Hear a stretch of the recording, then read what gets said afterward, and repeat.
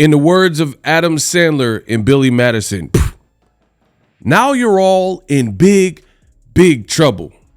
Terence Crawford versus Madrimov, the fight that just took place Riyadh season. Terence Bud Crawford captured the victory over Madrimov. It is now said that the fight has lost at least $10 million trying to put on that card in Los Angeles, which means a flop. Let's talk about it.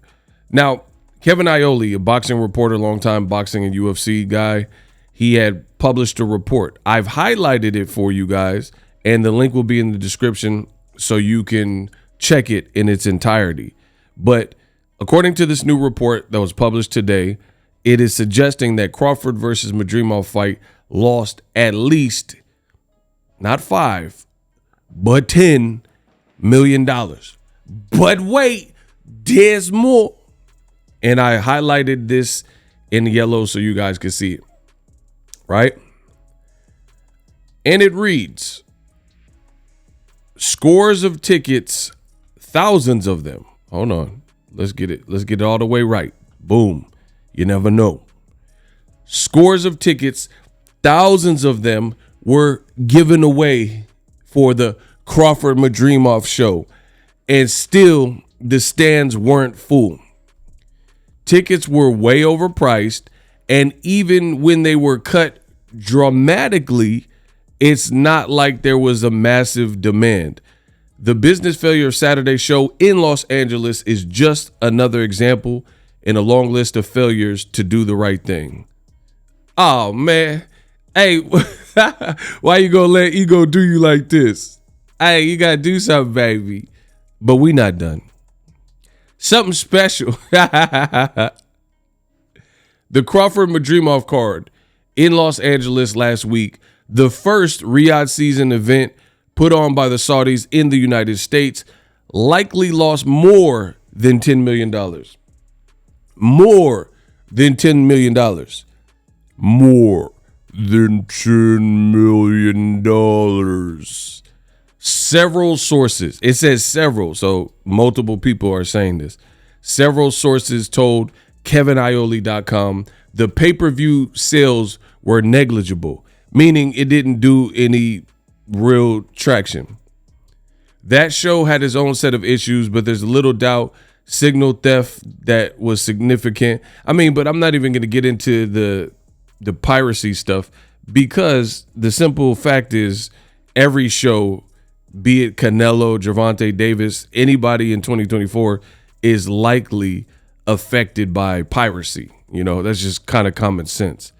So even the movie industry, you know, a brand new movie, Deadpool versus Wolverine, you know, will come out, and then people start trying to release cam qualities and different things of that. So what does this mean?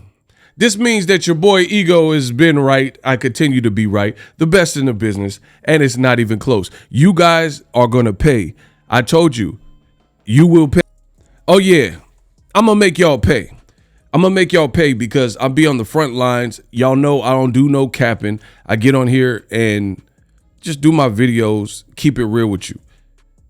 However, there's a lot of people, a lot of content creation, if you will, content creators who are putting out information that just simply put is not true. And that's the reality of it. You have a lot of bogus bunk content being created to kiss butt, you know, to push some kind of agenda or a narrative. And on my channel, I use my channel for good. You know, I do give my opinion.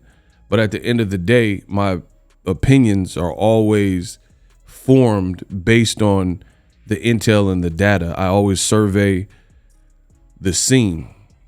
You guys told me that Terence Crawford in Riyadh season was the best card ever. That was cap. I watched the card from Andy Cruz up. I watched the fights. They're literally the top 3 fights. There were no knockdowns, no knockouts, right? In addition, you had some of the fights with controversial endings. Some people think Madrimov won. I don't care if you agree to that. there's a lot of people that do believe it was a draw. Even Canelo said it was a draw, or Madrimov should have retained his title, right? And then, of course, I think more flagrant would be the Andy Ruiz Jr. fight with Gerald Big Baby Miller. So 2 of the cards in the top 3 or whatever had controversial endings with judge scorecards where there was some sort of controversy. Again, the top 3 fights, no knockdowns, no knockouts.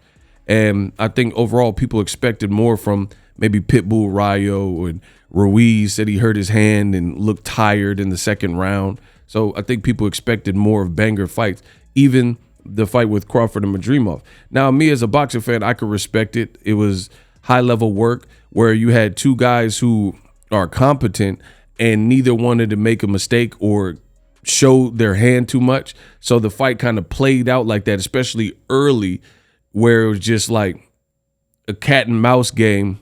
Nobody really wanted to commit.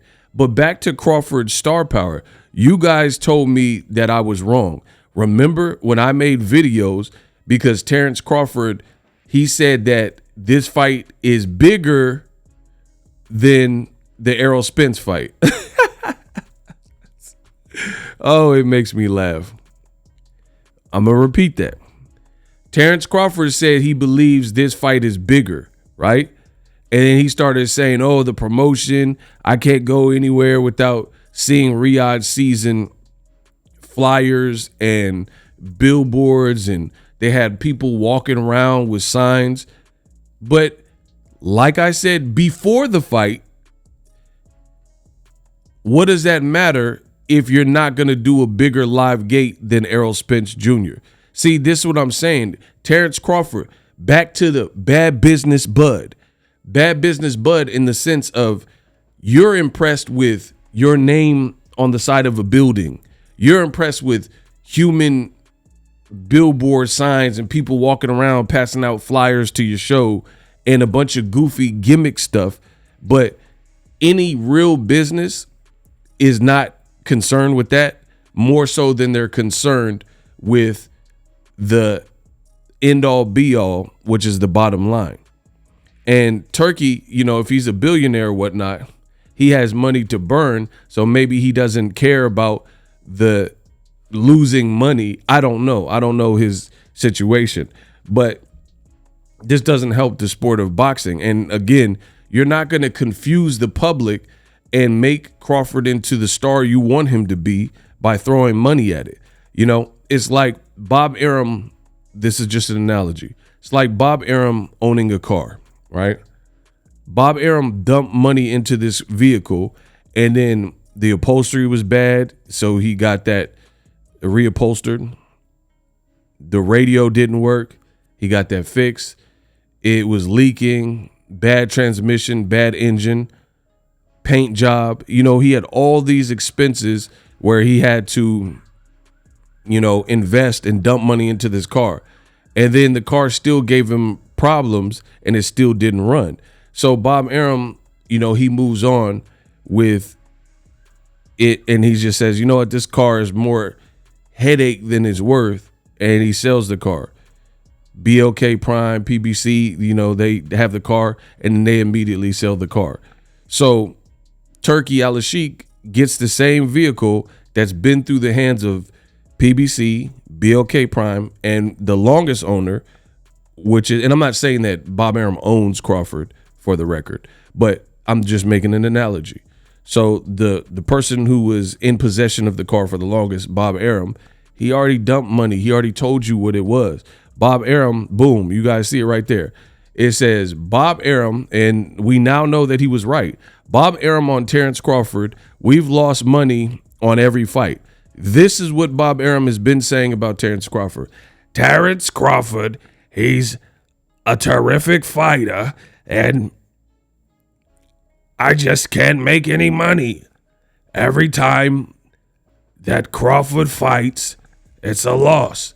My wife could have been in a hammock, and we lost money. Bro, this is what Bob Arum's been saying, and now they're telling you they were giving away tickets, which is exactly what BOXINGEGO said, and now they're saying this deal lost more than $10 million. I know y'all wanted Boxing Ego to be wrong, but not this time, Utah. So the proof is in the pudding. At first, people said Bob Arum was crazy. He was hating on Terence Crawford. But the reality is, some people resonate. Some people have that it factor and others don't. And it appears the public is rejecting Terence Crawford, not as a good fighter or a Hall of Famer. He could keep all of those accolades because he is that. He's a great fighter, great skill, great, mentality as a boxer. That does not necessarily translate to a star. Ryan Garcia, he's done a lot of stuff that we can't agree to. And I personally rebuke and reject.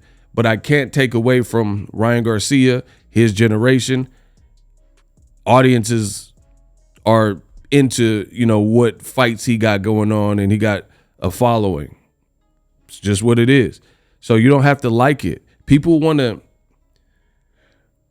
confuse the message and believe because somebody is talented with skills that they happen to be the GOAT when it comes to sales. These things are not really in relation to each other. Like, for example, you could work at your job and really be smarter than your boss. And your boss doesn't know how to use the computer, but they making the big bucks. They making the big bucks at your job, and they don't even know simple processes that because you're a good worker and you took the time to learn them and stuff like that.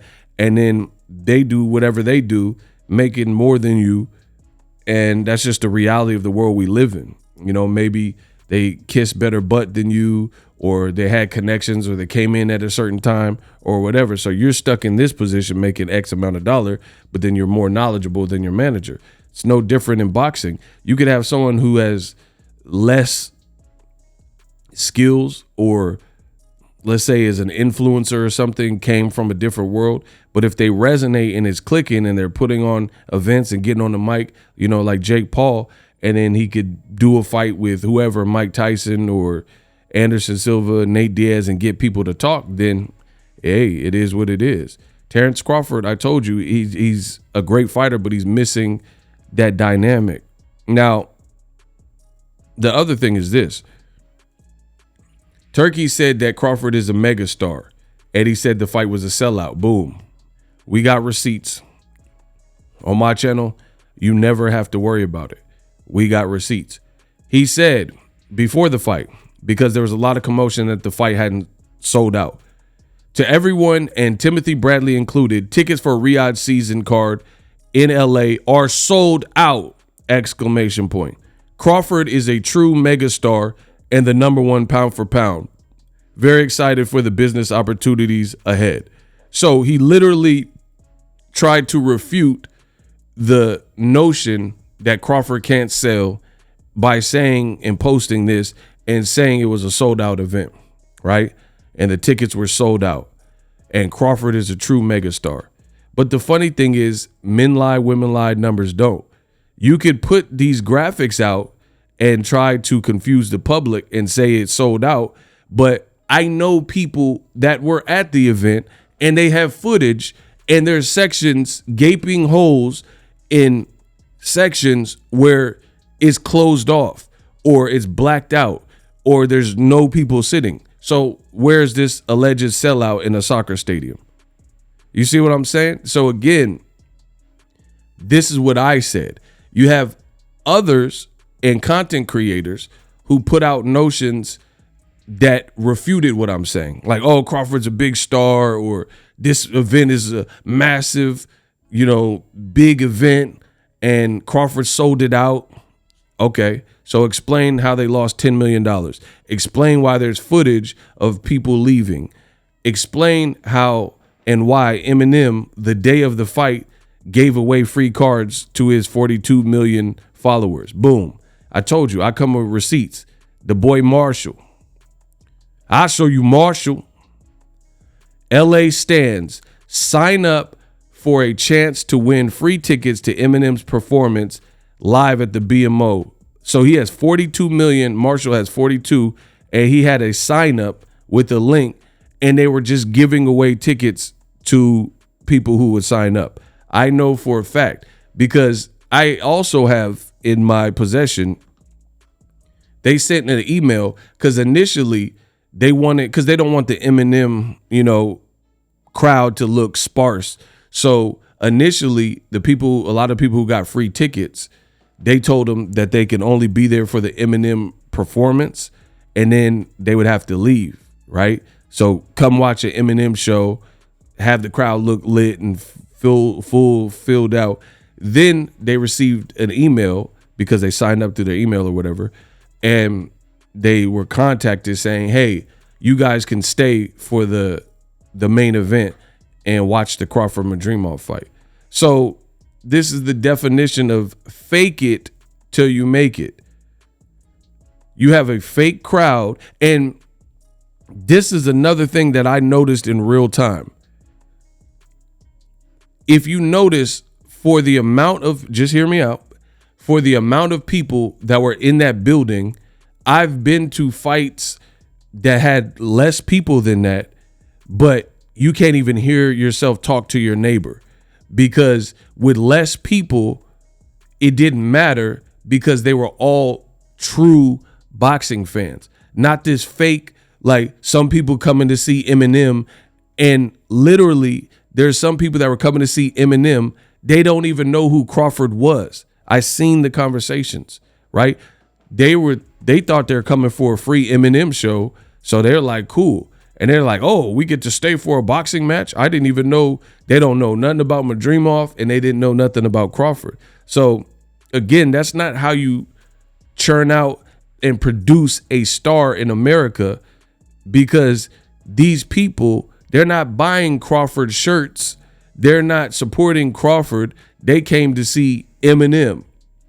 Or some boxing fans in LA, we're talking about LA. There's a big Latino and Mexican population in LA, La Raza. So they might be coming to see Andy Ruiz.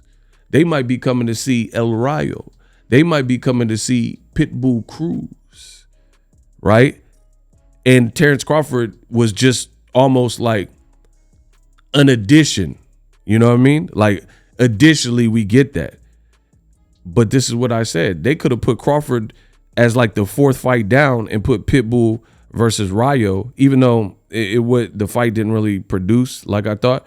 But a lot of the fans were like probably Pitbull fans and others, right? Or just maybe the boxing fans who they liked as many fights. So with Crawford, now they're saying the pay-per-views were negligible. So he didn't do good on pay-per-view. They were giving away free tickets, confirmed. The crowd wasn't lit. And they're trying to convince you that Crawford is the it guy at age 37. I love it. I love it because I love my positioning, and I know what I've told you guys, and I know the information that I put out. Again, you could listen to Boxing Ego. I'm just a stupid YouTuber, but the stupid YouTuber gets it right yet again. Meanwhile, Terence Crawford, again, was saying that this fight somehow was bigger than the Errol Spence fight. In what way? I'm sure they didn't have to comp and give out that many tickets for the Errol Spence fight because it was an undisputed fight. It was in Vegas, where it actually made more sense, a tourist place. And you have a lot of boxing fans that they know Vegas for, these big fight cards and historic fights. So I'm pretty sure they didn't have to do free raffles. They didn't have to like coax you in with like an Eminem concert to lure you in the front door, or put Meg Thee Stallion or whoever, Drake, to try to lure you in. And you guys were giving props saying this was the best card and this made the most sense. And Crawford was like, oh, Riyadh season flyers are everywhere. Nobody cares about that if it doesn't generate a bigger buzz than the fight with Errol Spence, which is what you said. Also, no one cares about it when, in the end, did this card really do anything positive for boxing? I'm saying no. Jared Anderson Top Rank was moving him just fine. People were saying he was the #1 American prospect in the heavyweight division. Now he took a back seat because he got crushed by a much bigger Bacoli. So what did that fight positively do for Jared Anderson? The most you could say is he showed heart. But I expect the fighter who's been fighting to show heart. So I don't really hold that in any higher regard than a journeyman who shows heart.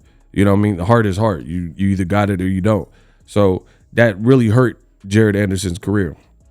Andy Ruiz, he ain't been around for 2 years, and then he got a robbery draw and a broken hand. So what did this do for Andy Ruiz? He said he wanted to compete for a title again, right, and become a champion. But based on that performance, I mean, how are you going to look? And like, why would anyone want that opportunity? Bacoli deserves a heavyweight title shot more than Ruiz, because I thought he lost to Gerald Big Baby Miller. Same thing with Pitbull. Pitbull was in conversations to potentially get a Tank rematch, but I would imagine, based on how he looked and lost probably mostly all the rounds with El Rayo, he's probably out of the running for a rematch with Pitbull. And then same thing with Crawford. Some people are saying Crawford looked human and Crawford lost to Madrimov. So who did it? Same thing with David Morrell. Like, you tell me the fight was a financial flop and disaster, which is what I told you. You're not going to force feed the public. This is my sport. I run boxing. You're not going to force feed the public a star. So financially, it wasn't a viable blockbuster. Like, for example, one that comes to mind for me, because I've been doing this, is Canelo versus Julio Cesar Chavez Jr. That fight was a financial success. The fight itself sucked. But at least you could say the fight was financially viable because it did over like 1.3 or 1.4 million pay-per-views, right? So at least it was a success. So you made some money. This fight didn't make money, and it didn't help the brands and the profiles of many of the people that really were kind of the A-sides. Ruiz, David Morrell, some people thought his first foray at 175, they expected more. You look at every A-side. Andy Cruz got hurt in this fight with a guy that Devin Haney slept. No A-side, or who you would believe to be the A-side, on this card actually grew exponentially. The B-sides, if anything, like Rayo and Bacoli, the B-sides, they showed up, had great performances, and Miller, and did what they had to do, so they helped themselves a bit. But the people who it would probably be greater for boxing to have won based on their visibility and marketability, they all put up either bad performances, robbery performances, or kind of performances for the most part. And then, like I said, you couple with the fact that they gave away free tickets and told you it was a sellout. This just wasn't the splash that I think they were looking to make in America. And again, you guys, I'm blaming you. If you watch other content creators that consistently lie and put out clickbait and say, oh, like Terence Crawford's this big star and mega star and, you know, the fight is sold out, then you're part of the problem because you're supporting things that you know aren't true, or the person or persons, content creators or whatnot, TikTokers that put out this information, they keep getting found out. They're telling you one thing, Boxing Ego is telling you something else, and then Boxing Ego continues to be right. So again, you could try to make Crawford the it guy. And here's the other thing. I could go on all day. Bob Arum was right, though, saying he lost money on the Crawford fight. In closing, I'll just leave y'all with this. The Bud Buddies keep saying the Boots fight is not needed and Crawford's looking for the big fights. Turkey just ruled out Canelo, said we're not listening to Canelo. We're moving on from Canelo. So who is Bud going to fight at age 37? Really? Who is he going to fight? He going to fight one time a year again and then fight who? If it's not Boots, who is it going to be that generates any interest? They put him in a weird market. LA is definitely not his market, and I think the numbers show. And people keep discounting the Boots fight. That's looking like outside of Canelo, which they've already said that's a wrap, Boots is looking like the guy that people want to see, and you guys can run from it. And people are praising Turkey and Riyadh's season and saying, oh, man, he saved boxing and stuff. But what fight have we really got that the fans have requested? I didn't ask for a Crawford Madrimov. You know, I didn't ask for any of these. Like, I want to see Canelo versus, you know, like Canelo versus Benavidez, Crawford versus Boots. We haven't gotten any of those fights. You know, the only fight that I've asked for is Beterbiev and Bivol, you know, and that makes all the sense in the world to make that fight. And they got that going on. But, you know, a lot of these other fights aren't fights that the fans have really requested. And people, you know, Turkey got an award and entered into the Hall of Fame in 6 months or whatever. But I got to see more. And as far as your foray into America, you're trying to spearhead it with Crawford. It just doesn't look like the move, especially if you lost over $10 million to make this happen. The Boots fight, I think there's some marketability there, and you would have a better turnout. People didn't even know who Madrimov was, even hardcore boxing fans. So I don't understand how that was the crux of the card, the main event of the card, when people didn't even know his opponent. And Crawford is not dynamic outside of the ring enough to make you want to see it. Canelo, he's fighting Berlanga. Not saying people requested that fight, because they certainly didn't. But at least Edgar Berlanga and Canelo, they're doing a good job of selling the fight. So it could be a fight that people are like, I didn't ask for this, but at least they're doing a good job making it fun, making you want to see it, because Edgar's like, man, I'm going to hit you with one of these. I'm not Triple G. I'm going to knock you. I'm going to break your nose. And Canelo's like, yeah. And, you know, saying his bit. So at least they're making it fun. Crawford Madrimov did not make the build-up fun at all. It was virtually non-existent. Furthermore, proving my point why the man can't sell. Y'all owe Bob Arum an apology. Crawford, as good as he is a fighter, he doesn't have the ability to sell at this point. You know, it's going to be reliant on the dance partner. And his team, they're not going to like that, because they think that they brought so much to the Errol Spence fight. But it was the way PBC and Errol Spence branded himself, which is why that fight was so big. Because we know for a fact now, anytime Crawford is the lead and he's the A side, this is the results. This is the results. He can win the fight, but he can't win the crowd. Let me say that for the slow people in the back. Terence Crawford knows how to win the fight, but he does not know how to win the crowd. You know, the media obligations, making himself relatable and likable, entertaining to sell the fight. And, you know, he could be enamored with, oh, they put Riyadh season flyers and posters up. But who cares if it's a waste of money and you have to give away tickets? Sean Zattel is a boxer reporter. He did a breakdown video from the venue, and he says that this was an agenda, and he was live in the building, and he said it wasn't sold out by any means, which is what Kevin Iole is saying, who was probably there as well. And now we find out it lost all this money. And y'all said I was wrong.